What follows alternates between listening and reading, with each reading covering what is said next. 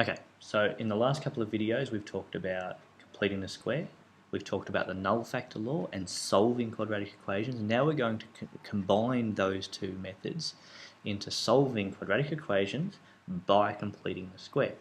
So I'll do question 1a with you, x squared plus 8x plus 1. If you're not sure on any of this, go back to the section on completing the square or the null factor law from the last video and scrub up on that, and this should make a whole heap more sense. So first thing I'm going to do, completing the square. I take the 8, I halve it, and then I square it.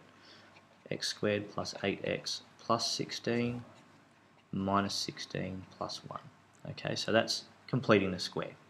Okay, I'm going to take it further, and we're going to go x plus 4 squared minus 15. Okay, so again, if you're not following me here, go back and have a look at the completing the square video. I do explain it and step you through it over there.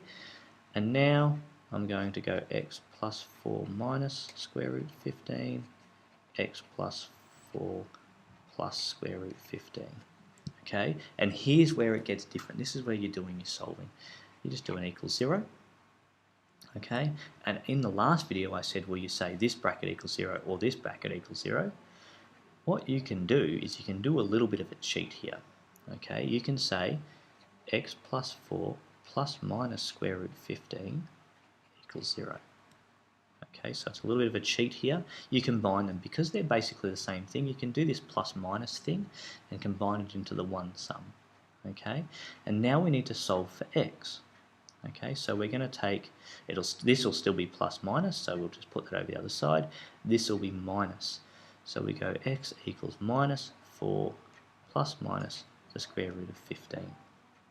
Okay, so that plus minus is kind of handy. That's the only reason this is really any different to the null factor law any other way, is you can do a little bit of a shortcut here and do it like that. Now, I will do another example with you and run you through it one more time just to make sure that you have it down pat. Alright, and we might do question 2a this time. So x squared plus 3x minus 1.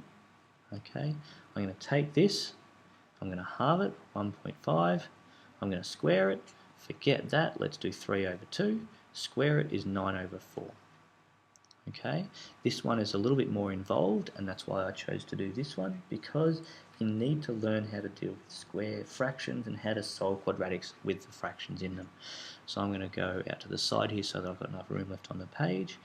I'm going to go x squared plus 3x plus 9 on 4 minus 9 on 4 minus 1.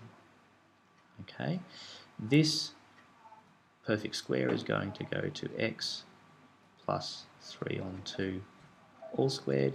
This, if I'm minusing 1, I'm minusing 4 on 4, another 4 on 4, so I'm actually going to end up at minus 13 on 4. Square root that, square it. X plus 3 on 2 plus minus the square root of 13 on 4 is how that works, and then I solve, I let that equal 0, and I solve for x. So x plus 3 on 2, if I split this one, equals plus minus square root 13 on 4. So x equals minus 3 on 2 plus minus the square root of 13 on 4, and then